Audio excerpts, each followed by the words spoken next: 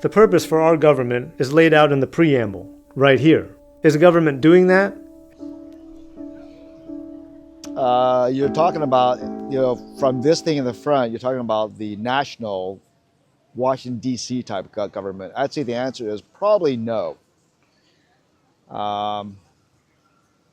My sense is that the days of being a politician to look at it as a responsibility for society seems to have gone by the way. I think politicians are much more self-serving these days rather than doing it as a noble profession. That's just an impression over the last 30 or 40 years. Okay. How about the state government? Same, I think. I think the role of government in general in public sectors up and down the line has sort of, maybe at the very local level that's not true, but for the most part, politicians are in it because it's really, to quote someone, probably the best job they think they're ever going to have.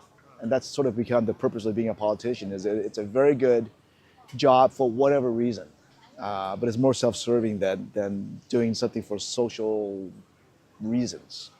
How about at the local level, city, county? I think at the local level, you can still see people who are very involved with the community, who are interested in doing something that they can see the results of. And I think Our local city, county government, are they doing those things? I would say sometimes.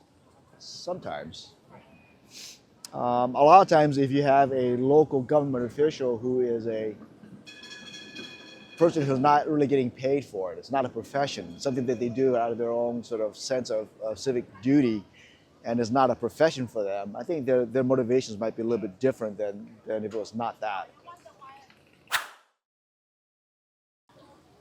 Well, I think ultimately it comes down to people who vote. I think that part is still true.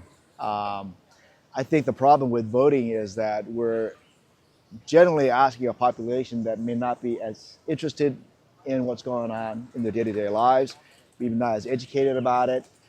I think that this sort of sounds counter to a lot of things, but maybe the thing to do to ensure that we get a more reasonable voting population is to change the standards for people who can vote.